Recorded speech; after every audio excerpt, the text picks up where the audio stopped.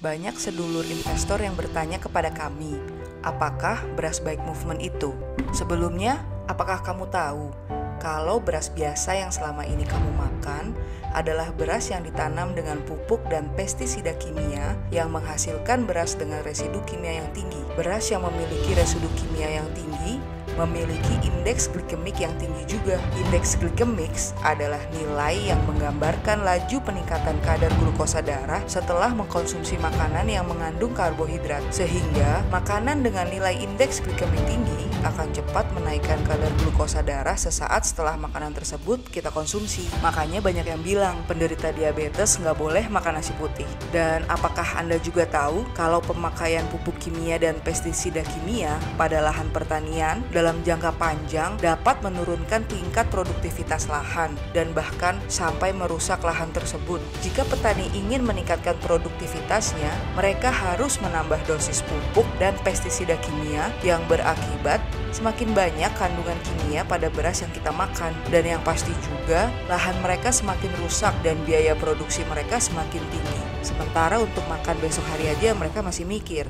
Kita mundur sedikit ke tahun 1968 saat pemerintah mengeluarkan kebijakan pertanian berupa modernisasi pertanian yang dikenal dengan sebutan Revolusi Hijau. Program ini berupa instruksi varietas bibit padi unggul, pupuk kimia, pestisida kimia, dan mekanisasi pertanian serta pembangunan sarana irigasi. Revolusi hijau di Indonesia dijalankan secara terstruktur, sistematis, dan masif. Usaha ini memperlihatkan hasilnya pada tahun 1979 dan 1985 saat produksi pangan meningkat 49%. Namun pemakaian pupuk-pupuk buatan pabrik tersebut ternyata membuat banyak tanah pertanian menjadi rusak. Banyak teman petani yang merasakan dampak kerusakan lahan yang saat ini ibarat kata maju kena, mundur kena. Jika memproduksi beras biasa, lahan mereka rusak, biaya produksi tinggi, sehingga harus ngutang lagi ke tengkulak. Harga jual mereka ke pengupul juga rendah. Tapi,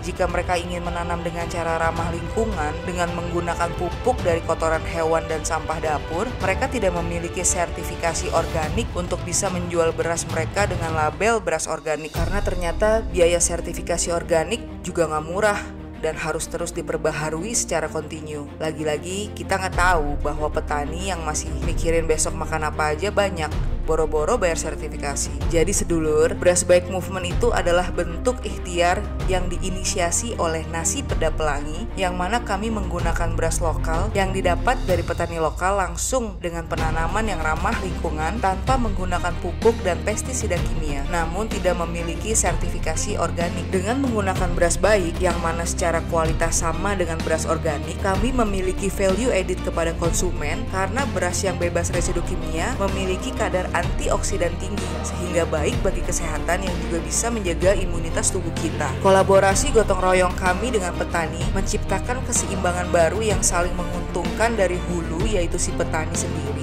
sampai hilir yaitu kita sebagai konsumen. Kesejahteraan petani bisa meningkat kalau mereka tidak usah membeli pupuk kimia. Lahan mereka juga berangsur pulih, produktivitas berangsur meningkat, dan kualitas beras yang dihasilkan sama dengan beras berlabel organik sehingga daya jual mereka juga bisa meningkat sekitar Rp5.000 per kilogram. Konsumen juga pasti senang jika nasi baik ini bisa mudah ditemukan di warung atau UMKM favorit mereka. Tidak harus beli beras bersertifikasi organik yang mahal, lalu mereka masak sendiri di rumah, terus mereka bawa-bawa ketika mereka mau makan di luar. Ribet kan? Menghadirkan pilihan makanan dengan bahan baku yang memiliki traceability yang jelas adalah nilai yang Nasi Peda Pelangi coba jalankan, yang harapannya semangat ini juga bisa ditularkan ke UMKM lainnya, khususnya yang berbasis nasi. Bayangkan kalau bisnis lokal berkolaborasi dalam gerakan ini. Berapa banyak jumlah beras baik yang bisa kita beli dari petani lokal?